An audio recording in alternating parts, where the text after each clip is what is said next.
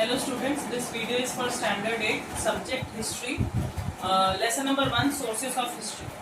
As we already have studied about the medieval Indian history. medieval Indian history में हम लोगों ने पढ़ा हुआ है, बहुत कुछ medieval Indian history के बारे में हमने पढ़ा है. But from where did we get that information? कहाँ से हम लोगों को सारी की सारी information मिली कि medieval history में क्या चीजें होती थी? हम लोगों के पास जो information थी, it was from the sources of history. So this lesson is sources of history. Sources of history का मतलब होता है हिस्ट्री के बारे में जो भी नॉलेज हमको मिली वो कहाँ से मिली है, उसी के रिगार्डिंग ये पूरा लेसन है. पहले भी हमने सोर्सेज ऑफ हिस्ट्री के लिए अलग अलग सोर्सेज पढ़े हुए हैं. यहाँ पे मॉडर्न एरा में जब हम आते हैं, मॉडर्न इंडियन हिस्ट्री के बारे में जब हम बात करते हैं, तो सोर्सेज जो है वो सिर्फ पहले 3 तरह के थे, 3 टाइप्स थे, material, written and oral sources. But nowadays the sources based on modern technology such as audio, visual and audio visual. Both means audio separately, video separately, then audio visual combined form. तो ये सारे sources हैं. First kind हम पढ़ रहे हैं, that is material sources. Material sources में कौन सी चीजें आती हैं? All the monuments, places, coins, sculpture, whatever we get during the contemporary period of history, those are included in the material sources. जो भी हमको कॉइन मिलते हैं, कुछ स्टैच्यूज मिलते हैं, कुछ बड़े बड़े पैलेसेस, प्लेसेस, मॉन्यूमेंट्स, जो भी चीजें मिलती हैं, इसमें स्पेशली 2 तरह के टाइप्स को अंडरलाइन किया है, buildings and palaces and then statues and memorials. तो बिल्डिंग्स एंड पैलेसेस के बारे में हम लोग सबसे पहले पढ़ेंगे. Modern Indian history is believe as the period of Europeans. हम लोगों को पता है कि ब्रिटिश रूल था, गवर्नमेंट थे इंडिया में, ब्रिटिश गवर्नमेंट था, और उस टाइप से जो है वहां से हम लोगों को प्रिंसली स्टेट्स थे, छोटे छोटे प्रिंस के अलग अलग स्टेट्स थे. उस टाइम पे जो चीजें मैन्युफैक्चर हुई थी वो एज इट इज थी, बिकॉज आफ्टर इंडिपेंडेंस उन चीजों को खत्म नहीं किया गया था. सो अलग अलग टाइप के buildings, bridges, roads, water supply system, fountain, बहुत सारी चीजें थी जो during the era of British period वो उस टाइम पर बनाए हुए थे. उस टाइम के लोगों की जो गवर्नमेंट ऑफिसेस थे और जो ऑफिसर्स थे, उन लोगों के जो रेसिडेंसेस थे, यानी उनके जो घर थे, जो लीडर्स, रेवोल्यूशनरीज और जो अलग अलग पैलेसेस थे of the rulers of princely states. उसके अलावा फोर्ट्स थे, बहुत सारे किले, प्रिजन्स भी इंपॉर्टेंट थे. प्रिजन यानी होता है जेल, तो जो जेल थे वो भी बहुत ज्यादा इंपॉर्टेंट माने गए थे.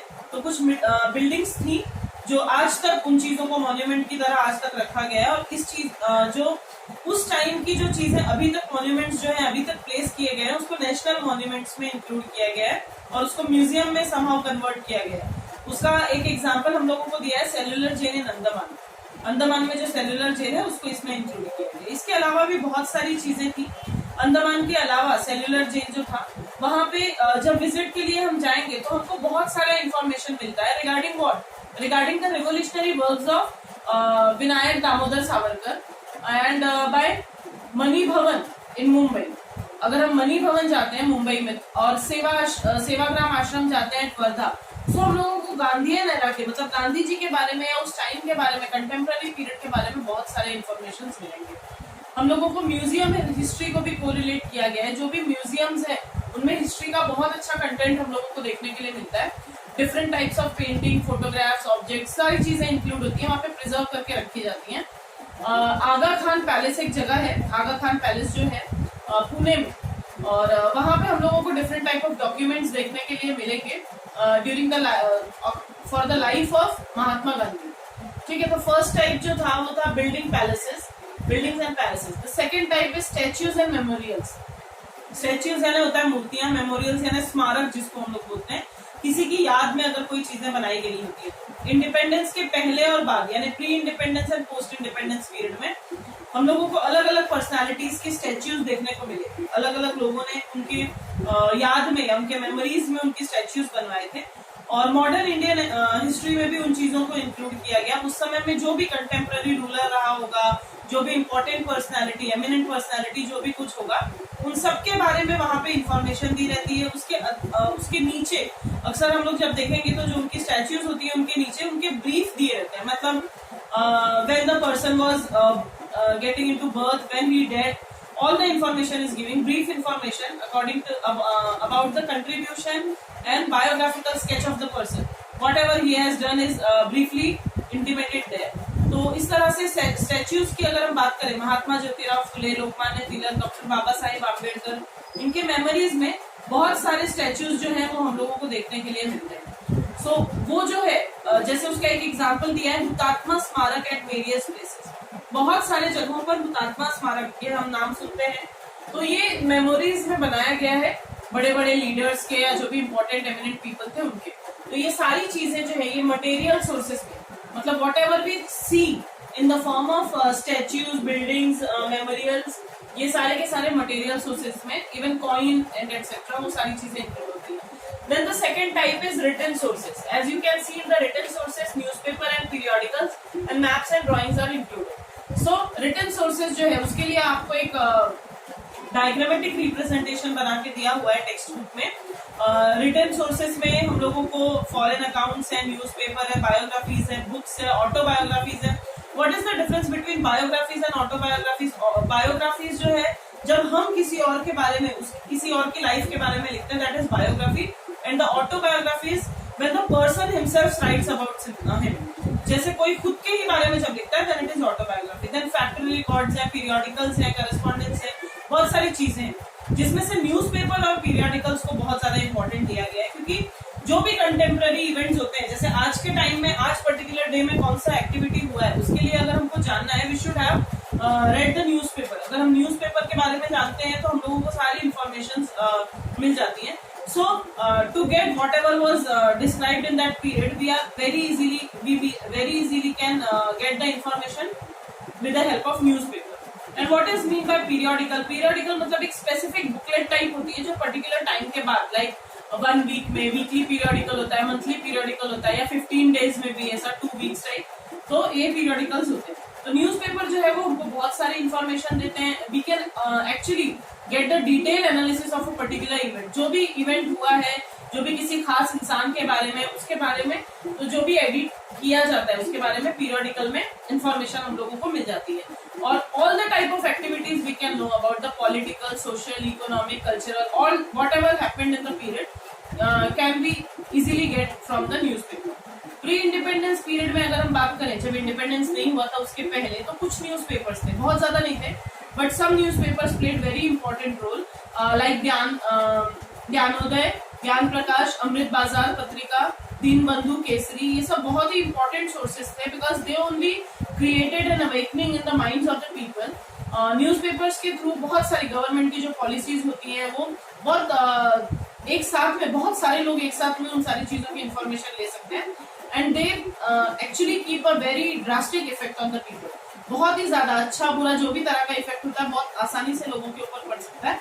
और ब्रिटिश पीरियड में जो न्यूज़पेपर्स थे उन लोगों के लिए हम बहुत ज्यादा actually they are not authentic, because वो जो सोर्सेस थे वो उन्हीं पॉलिटिकल इवेंट्स के लिए थे, और खास करके सोशल रिफॉर्मेशन का जो अच्छा सोर्स था वो हम लोग वहां से पता कर सकते हैं। लाइक निबंध माला एक पीरियोडिकल था, विष्णु शास्त्री चिपलूनकरन, Shatapatre written by Lokhitwadi alias Gopal Hari Deshmukh. What is alias mean? Alias means the original name is somewhat another and the pen name is another.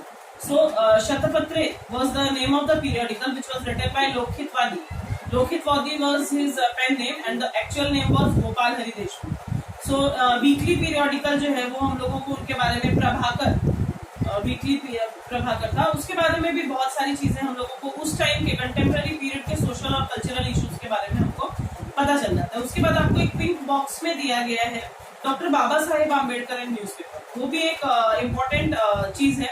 जनवरी 1920 में डॉक्टर बाबा साहेब आम्बेडकर ने एक फोर्टनाइटली मूक नायक जिसका नाम था, वो मतलब 15 डेज की अप्रोक्सीमेटली वो एडिट निकलता था, एडिशन, और वो एक तरह का पीरियोडिकल था। लेकिन बाद में डॉक्टर बाबा साहेब आम्बेडकर को वो फर्दर स्टडीज के लिए, क्योंकि उनको इंग्लैंड जाना पड़ा, और इसलिए उन्होंने वो न्यूज़पेपर जो है या पीरियोडिकल जो है वो अपने कलीग्स को हैंड ओवर कर दिया। In April 1927 doctor Baba Saheb Ambedkar started the newspaper Bahishkrit Bharat. बहिष्कृत भारत मतलब जैसे हम बॉयकॉट करते हैं ना, तो मतलब इंडिया में किस तरह से जो दलित लोग थे या जो लो कास्ट के पीपल थे उनको किस तरह बहिष्कृत किया जाता था या हटाया जाता था, उन लोगों के बारे में इसमें इंफॉर्मेशन दी थी। और उन लोगों के लिए रिफॉर्मेशन करने के लिए, कुछ अच्छा करने के लिए उन लोगों के लिए ये चीज शुरू की गई। इसके अलावा भी 2 और न्यूज़पेपर थे, जनता एंड प्रबुद्ध भारत, जनता एंड प्रबुद्ध भारत, ये दो बहुत ही अच्छे न्यूज़पेपर थे जो उस समय चलते थे। उसके आगे सेकंड जो था टॉपिक उसका, मतलब रिटन सोर्सेज का जो सेकंड टाइप था, मैप्स एंड ड्राइंग्स, वो बहुत ज्यादा इंपॉर्टेंट था। From them we can get important really information, important information from them. So map is also regarding an important source of history. Changing nature of a city, किसी भी particular location का या city का अगर हमको change देखना है तो वो किस तरह मिलता है हमको? Survey of India. Survey of India जो है ये एक इंडिपेंडेंट डिपार्टमेंट है, ब्रिटिश टाइम के में था स्पेशली, और साइंटिफिक मेथड ऑफ सर्वे करता है जिससे इंडिया का मैप, पर्टिकुलर एरिया का या इंडिया का मैप जो है वो प्रिपेयर कराया जाता है। अलग अलग प्रोविंस का मैप हम बनाते हैं। तो इस तरह से प्लान्स बनाए जाते हैं। Architect prove important from the view of study of architecture of building as well as phases of development process. मतलब इंडिया का अगर हमको डेवलपमेंट कराना है तो उन सारी चीजों के बारे में इंफॉर्मेशन, या इंडिया ने कितने पीरियड में कितना डेवलप किया है, अगर वो सारी चीजें जाननी है तो हमको मैप्स जो है वो बहुत ज्यादा हेल्प करते हैं।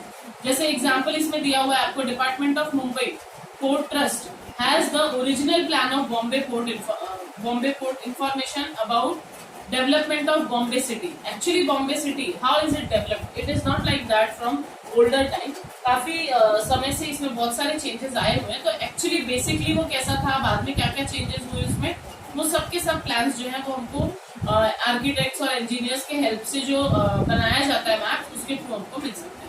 And third type of sources of history is oral sources. Oral मतलब आप समझ सकते हैं मुंह से बोला हुआ। तो ओरल मतलब जो एक ऐसा होता है जो ओरल मेथड से आप लोगों के पास पहुंचता है from the generation to generation और अदर पीपल।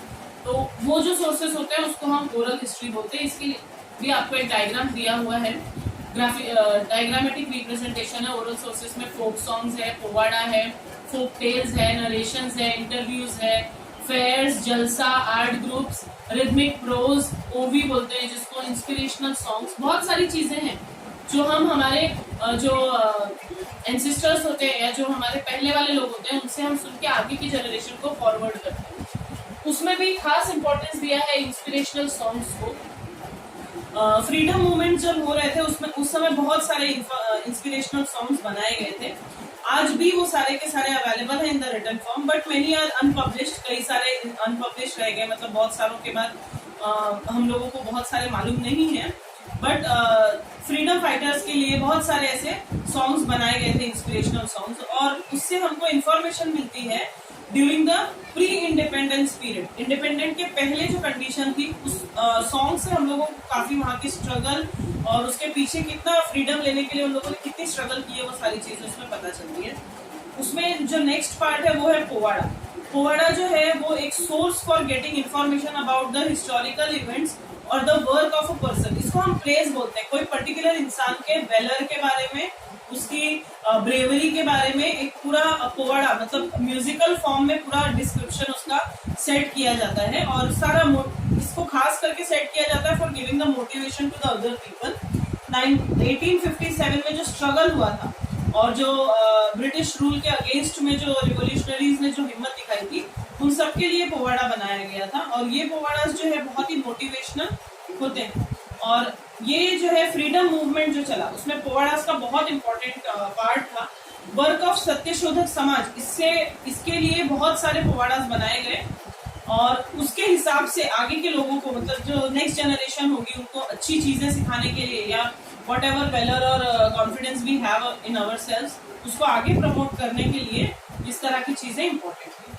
सो ये तीन पार्ट जो थे अक्सर हमने जिनके नाम सुने ओरल सोर्सेस, बट ये फोर्थ जो पार्ट है video, audio and audio visual sources, ये जो है ये इंक्लूड हुआ है in the modern era.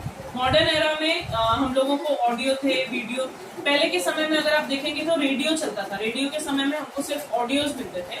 Then after that जो टेलीविजन और ये सारी चीजें वीडियोस बनने लगे, उसके बाद ऑडियो विजुअल दोनों हमको एक साथ मिलने लगा।